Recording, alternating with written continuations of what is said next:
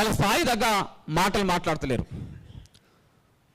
బ్రాహ్మణులు తమకు తాము గురువుగా చెప్పుకుంటున్నారు, కానీ వాళ్ళు వాళ్ళ స్థాయి తగ్గ మాటలు మాట్లాడడం లేదు.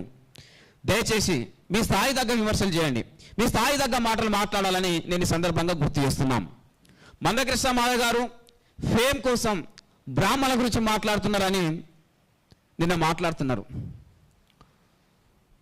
మందకృష్ణ మాధవ్ గారికి చరిత్రలో రావాల్సినంత పేరు వచ్చింది, కొత్తగా ఆయనకు ఫేమ్ అవసరం లేదని మళ్ళీ మీరే మాట్లాడుతున్నారు. ఫేమ్ కోసం ఆరాటపడుతున్నారని చెప్తున్నది మీరే, చరిత్రలో ఆయన ప్రత్యేక స్థానం ఉందని చెప్పి ప్రశంసిస్తున్నది మీరే. ఫేమ్ కోసం ఆరాటపడే నాయకుడు మందకృష్ణ మాధవ్ గారు కాదు. 3 దశాబ్దాల ఉద్యమ చరిత్ర దాన్ని రుజువు చేస్తున్నది.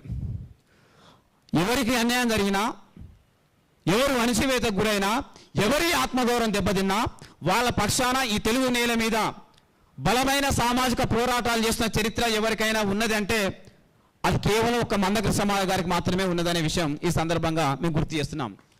అందుకే మీ మనోభావాలు దెబ్బతిన్ననాడు, మీ ఆత్మగౌరవం దెబ్బతిన్ననాడు మీకు అండగా నిలబడ్డ చరిత్ర మోహన్ బాబు సంఘటనలో మందకృష్ణ మాధవ్ గారికి ఉన్నది. దాన్ని మీరు గుర్తు చేసుకోవాలని మరొకసారి గుర్తు చేస్తున్నాం.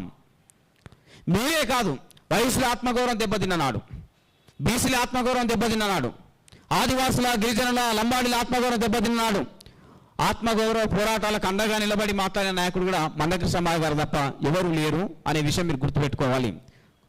ఆయన ఇప్పటికే 3 దశాబ్దాలుగా ఉద్యమం నడిపిన నాయకుడు, దేశవ్యాప్తంగా గుర్తింపు తెచ్చుకున్న నాయకుడు, ప్రజల పక్షాన్ని నిలబడుతున్న నాయకుడు, ప్రజల కోసం పోరాటం చేస్తున్న నాయకుడు, పదవి లేకుండా, అధికారం లేకుండా, సమాజం నుండి ఏమీ ఆశించకుండా ఒక సామాజిక సంస్కర్తగా, ఒక సాంఘిక సంస్కరణ ఉద్యమకారుడిగా నిస్వార్థమైన ప్రజాసేవలు పునరంకితమైన నాయకుడు మందకృష్ణ మాధవ్ గారు.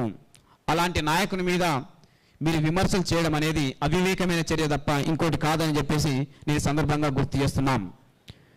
మీకు ఎవరో మాదిగలు స్నేహితులుగా ఉన్నట్టు, వాళ్ళు కూడా సంఘాలు నడుపుతున్నట్టు, ఆ సంఘాలను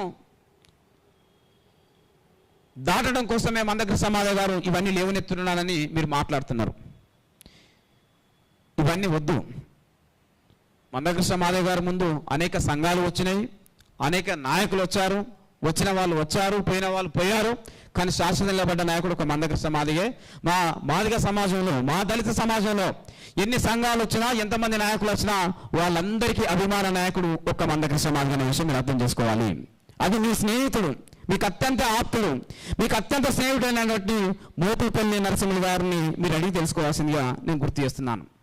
మా పెద్ద మనిషి మోతుపల్లి నరసింహ గారే చెప్పాడు, ఈ జాతికి నాయకుడు మందకృష్ణ మాధవ్ గారే, మేము మందకృష్ణ మాధవ్ గారి సారథ్యంలో నడుస్తున్నామని అనేక సందర్భాల్లో మాట్లాడడం జరిగింది. అది గౌరవ బ్రాహ్మణ సమాజ పెద్దలు అర్థం చేసుకోవాలని నేను సందర్భంగా గుర్తు చేస్తూ, మందకృష్ణ మాధవ్ గారి మొదటి ఇన్నింగ్ సక్సెస్ఫుల్గా పూర్తయిందని వాళ్ళు చెప్పడం జరిగింది. అందులో మందకృష్ణ మాధవ్ గెలిచిండు. కానీ ఇప్పుడు 2వ ఇన్నింగ్ మొదలు పెట్టిండు. 2వ ఇన్నింగ్ మాత్రం ఓడిపోక తప్పదని నిన్న వారు మాట్లాడడం జరిగింది. మీరు శాపం పెడుతున్నారా, లేకపోతే మందకృష్ణ మాధవ్ గారు గెలవద్దని కోరుకుంటున్నారా, లేదా మీ అక్కసు వెలగక్కుతున్నారా? మీరు ఆలోచన చేసుకోవాలని నేను ఈ సందర్భంగా గుర్తు చేస్తున్నాను. మందకృష్ణ మాధవ్ గారు మొదటి ఇన్నింగ్ గెలవడం ఎంత నిజమో, మీరు అన్నట్లుగానే ఈ 2వ ఇన్నింగ్ కూడా గెలవడం అంతే నిజమని ఈ సందర్భంగా నేను గుర్తు చేస్తున్నాను. మా అధినేత ఇప్పటి వరకు ఏదైనా ఒక అంశం మీద ఉద్యమం చేపడితే దాన్ని విజయవంతం చేసేంత వరకు వదిలిపెట్టిన చరిత్ర లేదు. ఆధునిక భారతదేశంలో 100% సక్సెస్ రేట్ ఉన్న ఒకే ఒక్క ప్రజా ఉద్యమ నాయకుడు ఒక మందకృష్ణ మాధవ్ గారు మాత్రమే. దాన్ని బ్రాహ్మణ సమాజ పెద్దలు గుర్తించాలని మేము గుర్తు చేస్తున్నాం. వర్గీకరణ పోరాటంలో మాదిగల్ని మందకృష్ణ మాధవ్ గారు గెలిపించిండు. గుండె జబ్బుల చిన్నారులను కాపాడే పోరాటంలో గుండె జబ్బుల చిన్నారులను మందకృష్ణ మాధవ్ గారు గెలిపించిండు. పెన్షన్లు సాధించే పోరాటంలో వికలాంగులను మందకృష్ణ మాధవ్ గారు గెలిపించిండు.